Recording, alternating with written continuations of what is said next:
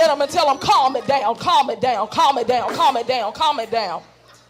I'm coming from Acts 20 and 7 through 12. The word of the Lord reads us thus: on the first day of the week, when we were gathered together to break bread, Paul began talking to them, intending to leave the next day.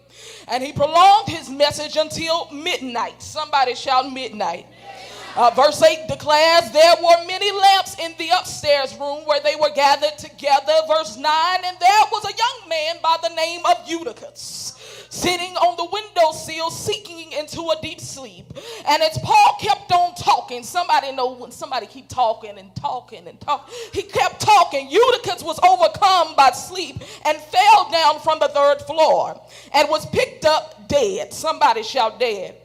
Verse 10, but Paul went down and fell upon him, and after embracing him, he said, do not be troubled, aka calm it down, for he is still alive. Tell somebody, I'm still alive.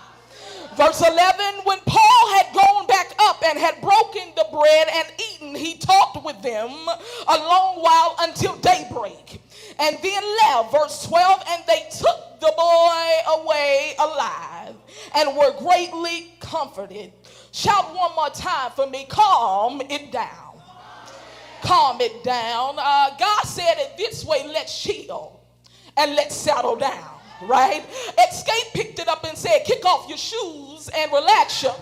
Thank you for helping me preach. But we've all been to a hype birthday party or two in our lives. And when it's time to sing the birthday song and people are still talking, somebody will shout, y'all be quiet. You need to calm it.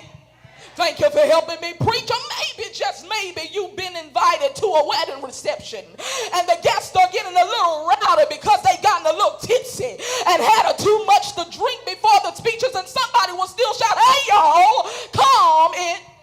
Thank you for helping me preach. While experiencing a variety of occasions in life, we must understand that disturbances happen to throw us off.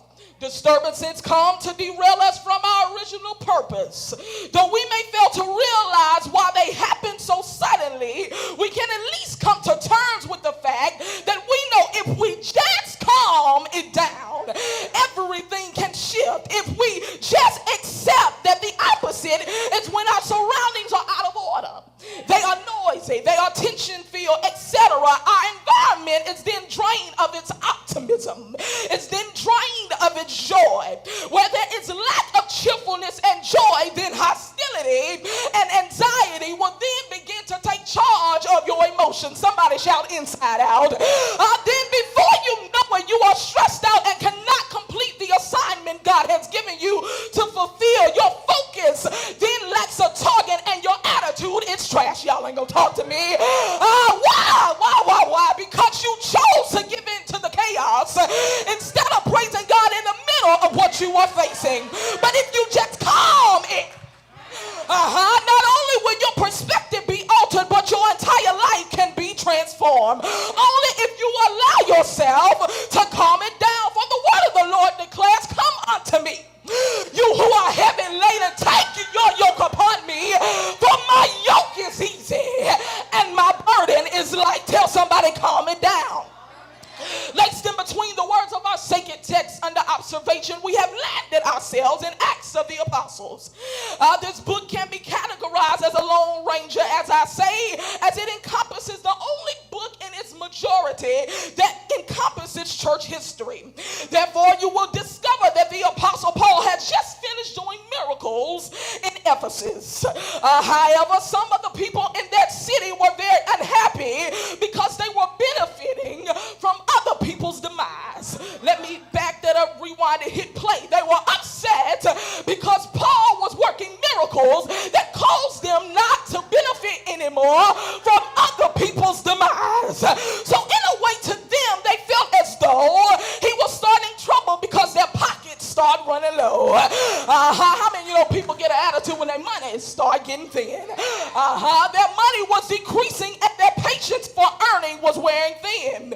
Therefore, they caused such a ruckus that the head of the town of Ephesus had to come in, break it up, and calm it down. Shortly following this, Apostle Paul ended up in a town called Troas, where he began to teach and preach for a span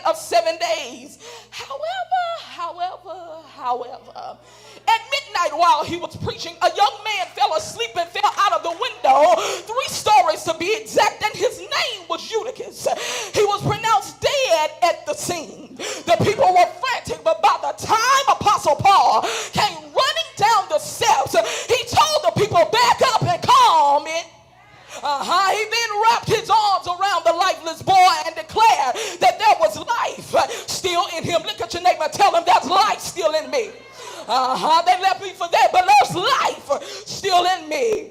The moment he spoke, life immediately overrode the grips of death, and the boy walked away alive. So I got a question for you. How powerful are your words that just one phrase can change somebody's life forever? Do you realize the power that you possess if you just calm it down? Even scientists have even researched that in moments of fight or flight, freeze or faint, when your mental stability has been disrupted, you can escape if you just calm it down. Looking back over our lives, I'm sure we can all attest to the fact that had we dealt with this or had we handled that a bit differently, we would have had some different results. Tell your neighbor, calm it down. Why is it imperative to calm it down? Well, I'm glad you asked me. Point 1, chaotic events will always lead back to windows of opportunity. I'll back it up, rewind and hit play. Chaotic events will always lead back to windows of opportunity. I noticed that when Apostle Paul was preaching and teaching, it was midnight. Midnight biblically is symbolic of being at the brink of something new or at the edge of a breakthrough.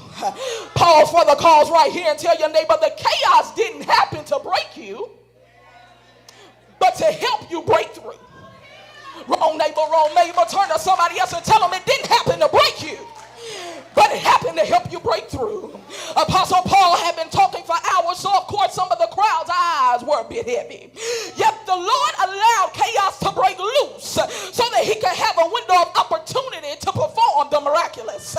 So I just stopped by to remind you that anytime all hell breaks loose in your life, anytime the storm just keep coming, anytime you just can't seem to catch a break, rest assured that if you just calm it down, you'll see God working behind the scenes. Tell your neighbor, calm it down. Point two, advantage is often disguised as painful impact. Advantage is often disguised as painful impact. I'll make it live. See, the people of the town were in an uproar the moment Eutychus fell from the window 3 stories down. However, had they understood the meaning of his name, they may have responded another way. Because in the Greek, the name Eutychus is derived from the word Eutychos, meaning happy, blessed, or fortunate. His name alone prophesied that he had an advantage no matter what the issue was that would come his way, nor even in the face of death in this case. Yet in order for Eutychus to live up to the etymological basis of his name, he had to encounter painful impact.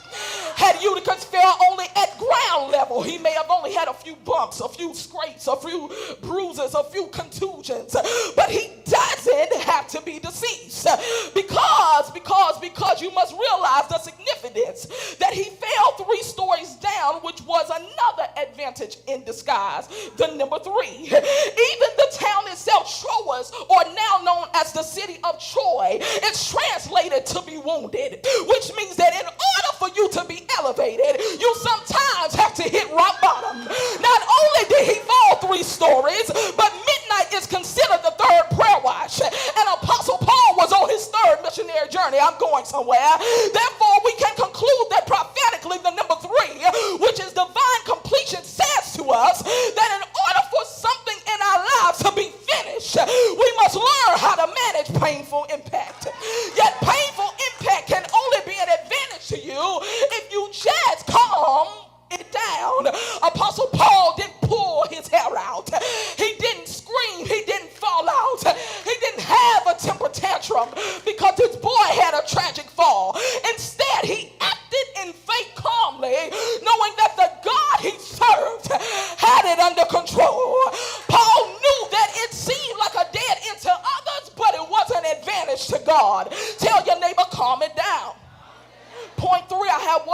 we're getting out of here. At an instant, Apostle Paul ran upstairs.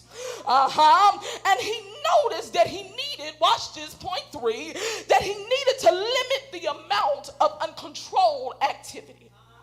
He needed to limit the amount of uncontrolled activity. He did this because he immediately grabbed the boy, hugging him, speaking life to his dead body.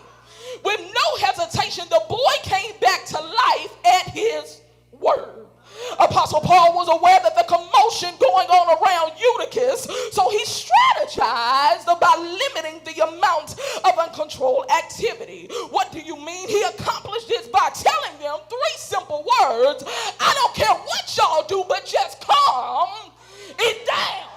He knew he couldn't control people's emotions, but he knew who could control the situation. He knew he couldn't stop them from crying from the trauma they had just experienced, but he knew who could wipe their tears away. He knew he couldn't change the people who were hopeless, viewing a dead body in front of their faces, but he knew the giver of life that could raise him back to life again. So there may be some things in your life that seem completely out of your control, but you ought to start praising the God of your salvation who is in control, because in your hands it's a mess, but in God's hands it's a masterpiece. The Florida Mass Choir sung my favorite song a long time ago that said this and that. I put it all in his hands. He can handle it. That's a fact. I put it all in his hands. No matter how great or small, he's the master of them all. I put it all in his hands. Tell your neighbor, calm it down. And last point, the last thing you must do is you must learn how to maximize the time that you have left. You must learn how to maximize the time that you have left. After Apostle Paul healed Eutychus through and by the power of the Holy Spirit, he went back to finish his teaching. The text tells us he continued this from midnight now until daybreak, because he wanted to maximize the time he had left. Paul knew he'd be leaving Troy to go to Jerusalem within the next few hours. So he maximized every minute he had to give the people what thus saith the Lord. He gave it his all because he knew he would soon be arrested in the next chapter. He knew he would soon be killed within the next few chapters. He knew he only had one more missionary journey left in him, yet Paul's demeanor never changed, and he didn't relent. He didn't fear. He remained calm through the whole ordeal because he could feel that somehow, some way, tell your neighbor, somehow, some way, he could feel the breaking of day for those connected to him. That's why in life you've got to find some strong people in your corner who don't flinch at the face of adversity. You got to find 1 or 2 ride or dies or your ace who will risk it all just to see you win. You got to learn how to have a circle who says with the time we have left, we won't see you fail. Tell your neighbor, calm it down. As I come to a close, I'm reminded to the lyrics of Douglas Miller's song that says, and if the storms don't cease, and just in case the winds keep blowing in my life, my soul has been anchored in the Lord. But my favorite part, he picks it up again, and he says, I realize that sometimes in this life, we're going to be tossed by the waves and the currents that seem so fierce. But in the word of God, I've got an anchor, and it keeps me steadfast and unmovable despite the tide. So I just stopped by Morgantown Baptist Church to tell you that even with the process between being afraid and being calm, I struggle to conquer. And even when your tears are many and you don't know what to do, even when you throw up your hands and say, God, I need your help, you must reassess the situation and calm it down. Look at your neighbor and tell him, calm it down, calm it down, calm it down.